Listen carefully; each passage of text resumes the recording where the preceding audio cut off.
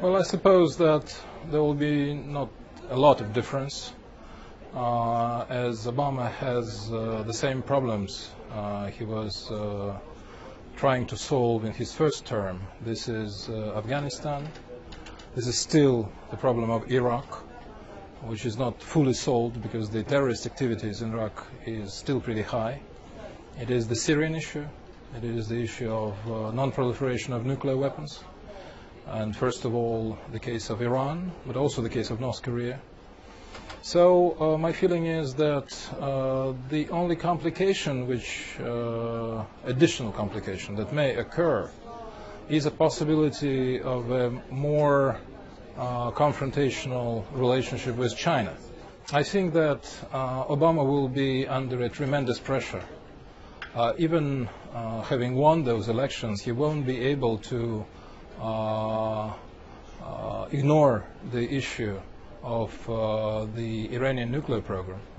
And so Republicans and quite a few conservative Democrats and the pro-Israeli organizations that are active and very influential in the United States, they will all converge in trying to influence Obama that he actually accepts the so-called military scenario. Especially so that the Prime Minister of Israel, Mr. Netanyahu, seems to be favoring this scenario at least if other means of influencing Iraq do not work. So I think that Obama will be caught in a contradiction. His political instincts will tell him to prevent the involvement of the United States yet in another war, because there are quite a few of those wars in which America is already taking part. But on the other hand, this political pressure will be so strong that at some point Obama may feel forced to give way. And in this case, I think that military strikes against Iran may become a reality, in spite of the fact that I don't think it will be something which will give a lot of political reward to Obama or to the United States. I think it will complicate immensely the situation in the greater Middle East.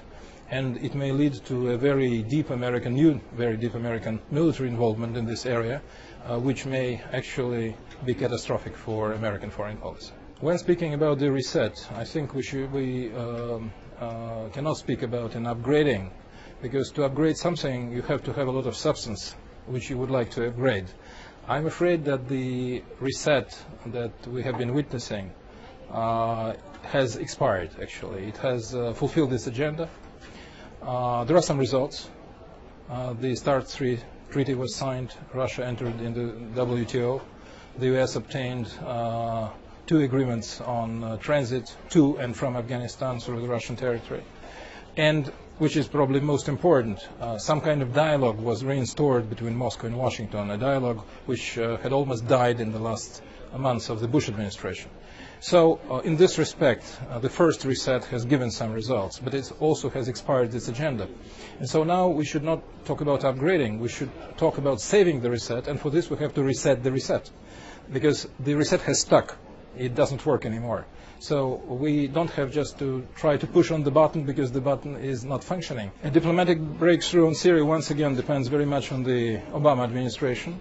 The reason is that both Russia and the United States have signed the Geneva Communique, which was adopted last June, which says that we should favor negotiations between 2 sides in the civil conflict in Syria, which means that the Obama administration should not just support the opposition, but should agree with the fact that representatives of the present government in Syria should be at the negotiating table.